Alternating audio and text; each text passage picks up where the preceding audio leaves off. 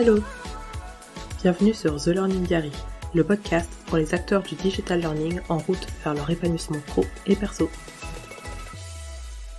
Dans ce podcast, tu trouveras des retours d'expérience de professionnels du secteur, des conseils si tu souhaites toi aussi devenir freelance, et des astuces pour accomplir tous tes projets de cœur. Sinon, moi c'est Delphine Froid. Dans le domaine de la formation depuis 8 ans et en ingénierie pédagogique depuis 6 ans, je suis aussi coach pour les acteurs du digital learning. Parce que pour moi, un acteur du digital learning épanoui, c'est un professionnel de la formation capable de réaliser des expériences d'apprentissage incroyables pour les apprenants. Je te souhaite une agréable écoute. Déjà bientôt 3 années que je suis freelance. Le temps est passé lentement dans les moments compliqués et en même temps très vite avec ma vie de jeune maman et tout l'univers entrepreneurial que j'ai découvert jour après jour.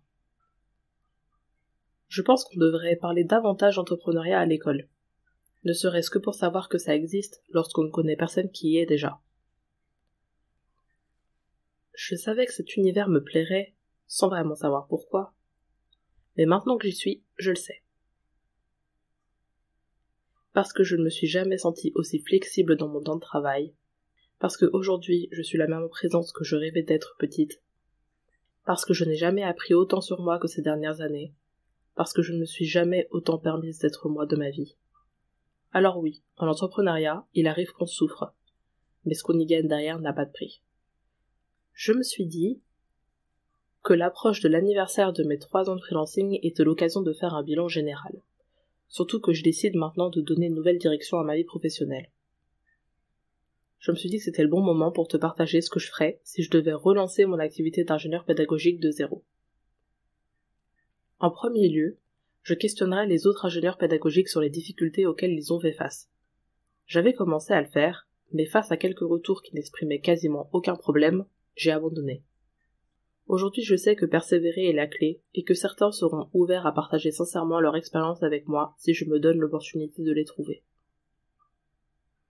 En deuxième lieu, je me ferai accompagner sur ma confiance en moi, sur la prise de parole en public et sur mes blessures du passé. Parce qu'on oublie que c'est essentiel et que ça a un impact énorme sur ce qui nous arrive dans notre vie entrepreneuriale.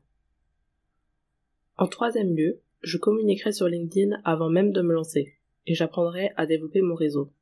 Aujourd'hui, beaucoup de personnes travaillent leur marque personnelle. Elles sont parfois salariées et communiquent sur LinkedIn.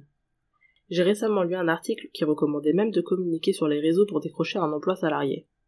Je trouve ça personnellement assez dérangeant quand on n'a pas envie, car ça demande de prendre du temps sur sa vie personnelle si on est déjà salarié et qu'on veut changer de boîte. Mais pour devenir freelance, je trouve cette idée très bonne. En quatrième lieu, je choisirai des mentors à suivre pour voir comment ils travaillent et comment ils ont atteint ce que je souhaite atteindre, et si je le pouvais, j'échangerai avec eux pour leur demander quelques conseils pour parvenir moi aussi à ce niveau. J'en choisirai très peu pour ne pas m'éparpiller et me perdre dans les conseils reçus à droite et à gauche à ne plus savoir quoi faire. Le risque avec ça, c'est de rester sans rien faire. En cinquième lieu, je réfléchirai à ce que je veux pour ma vie. Pas à ce que la société ou ma famille veut que je sois. Je me poserai seule avec mon cahier et rêverai à mon idéal de vie sans me mettre de barrières.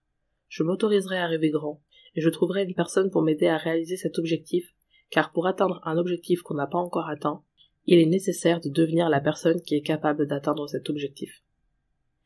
Et pour devenir cette personne, avancer seul peut devenir rapidement compliqué. Évidemment, c'est avec le recul de 3 années que je peux aujourd'hui affirmer ça.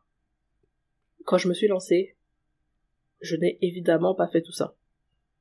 Mais c'est avec le recul, les galères, les larmes de joie et différentes compréhensions de moi-même que je peux maintenant avoir mon plan idéal de lancement. Bien sûr, tu passeras sans doute par plusieurs étapes avant de te créer ton propre plan vers l'atteinte de tes objectifs. Avec cet épisode, je voulais te partager des clés pour gagner du temps. Grâce à ce temps expérimenté, je sais quoi faire pour démarrer n'importe quelle activité maintenant. Alors j'ai beaucoup de gratitude d'y être passé, et j'espère que ça t'aidera aussi.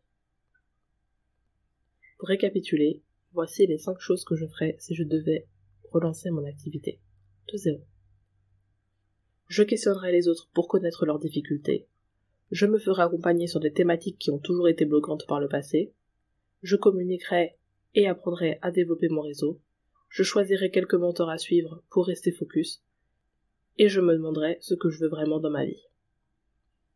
Si tu souhaites devenir freelance sur les 6 mois à venir, je propose un accompagnement à destination des ingénieurs pédagogiques et je teste aussi une formule de coaching pour ceux qui ne souhaitent pas devenir freelance, mais qui ont une problématique sur laquelle ils souhaitent avancer dans leur vie pro ou perso.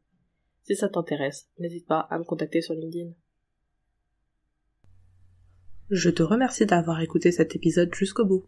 Si tu apprécies le podcast et que tu souhaites me soutenir, n'hésite pas à mettre une note sur ta plateforme d'écoute ou à en parler à une personne qu'il pourrait aider. Je te souhaite une belle journée ou soirée selon ton horaire. À très vite.